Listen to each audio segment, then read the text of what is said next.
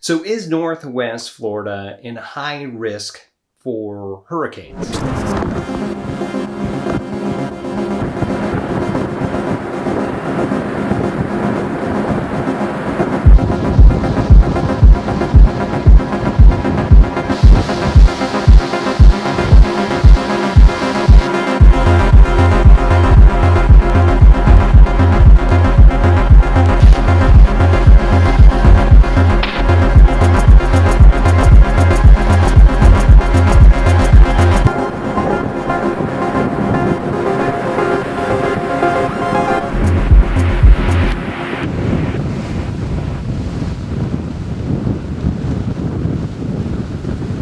And should I really be worried about that if I'm considering moving to this area? Well, in this video, we're going to give you the things that you need to know and things that you don't necessarily need to worry about when it comes to that. So stick around.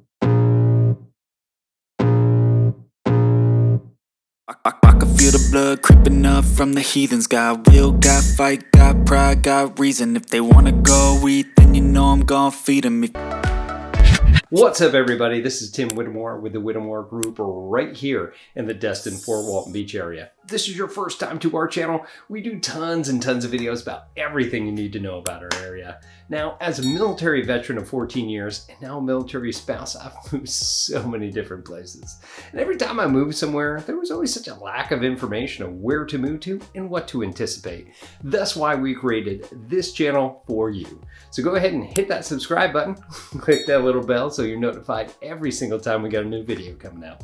Now, honestly, we get tons of phone calls, emails, texts from people that are moving to this area, got some questions, need some help, and well, we absolutely love it. So if you are moving to this area, got some questions, need some help, give us a call, text, email, heck, shoot us that little paper airplane. Whatever you got to do, we got your back when moving here to the Destin-Fort Walton Beach area. And I guess all Northwest Florida, right?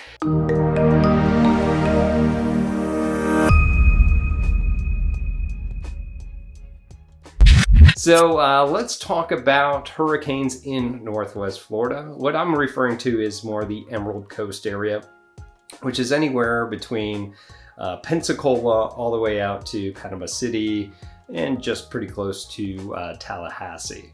Now, where the time zone changes, that's kind of where we're not necessarily concerned with, but with hurricanes, it's probably going to be pretty much the same. So when is hurricane season for us here in Florida, actually in the United States? It starts on June 1st and ends around November 30th. I believe those dates change every once in a while, but that's pretty good hard and fast rule there. As far as hurricanes, now what causes those? Why do we even get them here?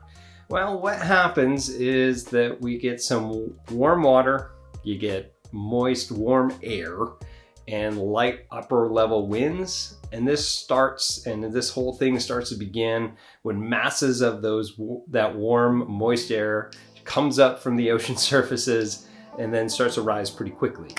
In so doing, it collides with masses of cooler air, and then we start these tropical storms, which eventually can turn into a hurricane.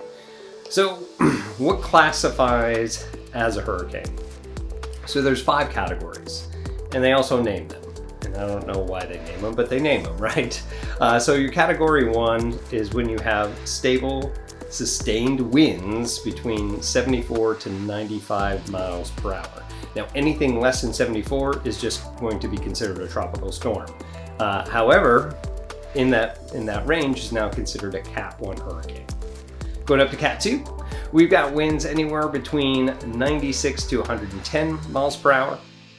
Cat 3 are winds from 110 to 130 miles per hour. Now that in my mind is already like, whoa. All right, category 4 are winds from 131 to 155 sustained miles per hour, that is. And then we also have category 5, which are winds greater than 155 miles per hour, okay?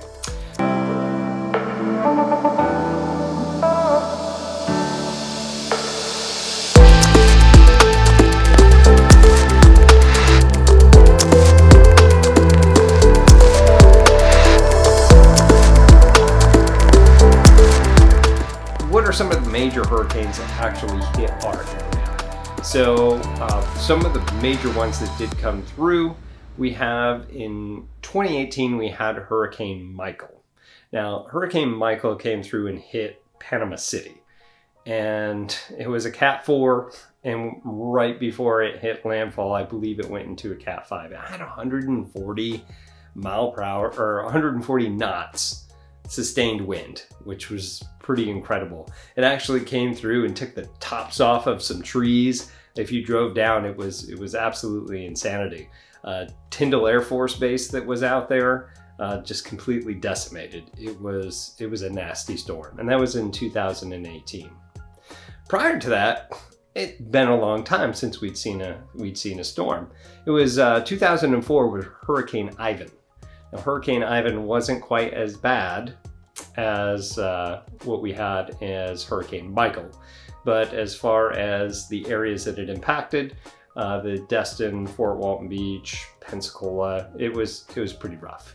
Again, it wasn't as bad. It was 105 knot winds, sustained winds that they had throughout this area. But Ivan did a number. When you look through, and of course this is a real estate channel, so we'll talk about that. A lot of the new roofs that we saw went on in 2005, 2004, 2005, after Ivan came through and just ripped most of these things off. So a lot of damage, a lot of damage came through with Ivan in 2004. Now, prior to Ivan, we had Hurricane Opal, and that was in 1995. So almost 10 years prior to that was the last one. Again, it hit around Pensacola. It wasn't as intense as Ivan was. It was 100 knots sustained wind, and that still is a lot. I'm saying it's not as bad, but it's still pretty intense hurricane that came through in Hurricane Opal. Now, one thing to note, going back to Ivan, is the surges and things that came through were so massive that in Destin you had Noriega Point, and it had taken a huge chunk of that sand and just dumped it into the bay. And it wasn't until only a few years ago that the money that they got from the BP spill, that they came out and rebuilt that peninsula by dredging the bay to get that sand to put it out onto Noriega Point. And now it looks really, really great, and lots of extra spaces for you to go out on. Now, after Hurricane Opal in 95, it was actually quite some time before that where we had another named hurricane that came through, which was in 1975. Lewis came through here and actually hit Destin, and that was 110 knot sustained wind. So one of the bigger storms that had come through in quite some time. And now previous to that was in 1917, which that was before they started naming hurricanes, and that hit Fort Walton Beach, and those were 115 knot winds that came through, sustained. So as you can see, even since 1917, it's been over 100 years, we've only had 5 major hurricanes that have come through this area. That's not really that bad. I don't know what it is about this area, but something comes through where they'll start to come up and it'll say, hey, you know, the little spaghetti models that they have for us is like, hey, there is a possibility that it's going to come up through this area, and it ends up shooting off one way or heading out towards Louisiana or something like that. So a lot of the times for us locals here, we don't get too overly concerned as storms form in the Gulf as they head out this way. Now,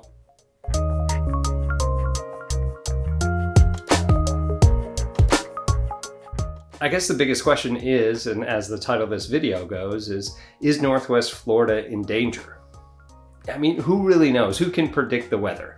And when's the last time that you saw a prediction of what the weather was supposed to be tomorrow, or even in the next week, and it'd be completely off, especially here in Florida, where you look out and it's bright and sunny, and then a couple of minutes later, clouds and raining, and then an hour later it's cleared up completely. Like, it's crazy. So I can't tell you anywhere for sure, but yeah, there is a chance that hurricanes can come through here in tropical storms. But because of that, we always want to be prepared, right? So the first things that you want to know is you got to know your evacuation routes and have that plan. So just in case something does come up and you don't want to stick it out and you want to head out of town, then know those routes and have that plan of where you're going and what to grab and everything else. One other thing to do is to test out that hurricane protection. So if you just bought a home, you just moved here, and you have these hurricane shutters or the things that go over top of your window, which could be plywood, it could be the soft fabric that they put on top of it. Either one of those, definitely go out and test that.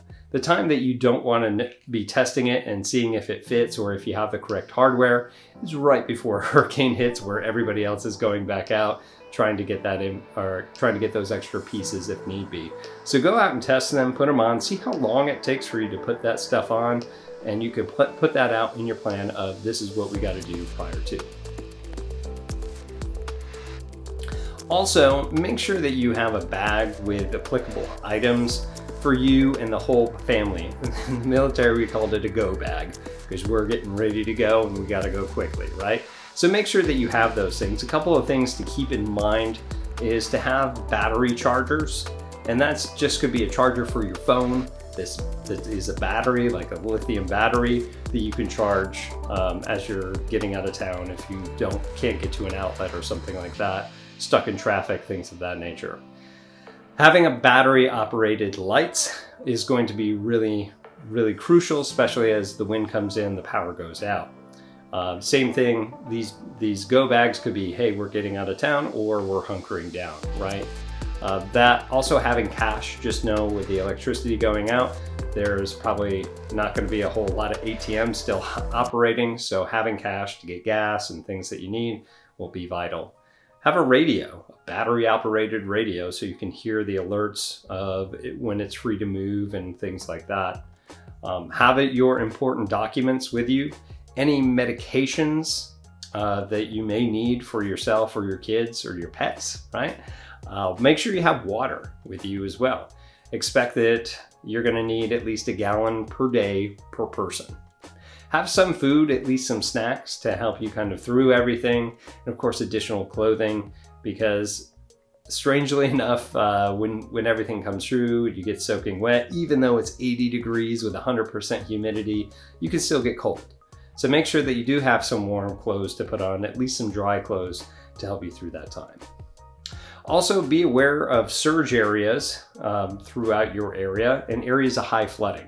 It will flood. As these storms come through, it kind of takes all the water back, and as it gets closer, it just kind of surges back into our areas. So know that it is going to flood. And don't trust that, hey, I can just push through this. We've seen plenty of times over and over and over again where vehicles are getting stuck because of the water and the surges. But the biggest advice that we can give you is don't wait for a named storm to be in a Gulf to get supplies. If you're seeing this video, it's the date of 2022. We all remember when COVID started and we didn't have any toilet paper. Didn't make any sense, right? Why toilet paper? Well, in this case, you want to make sure that you have all your hurricane gear. We have a bag here at my house to make sure that, hey, if we're sticking it out, that we have everything we need to be prepared. And we also have go bags to get out of the house if need be. Also have a plan for the pets. So hopefully this has been some good information for you. And that way you'll be able to prepare when a hurricane actually does come through here. Take care.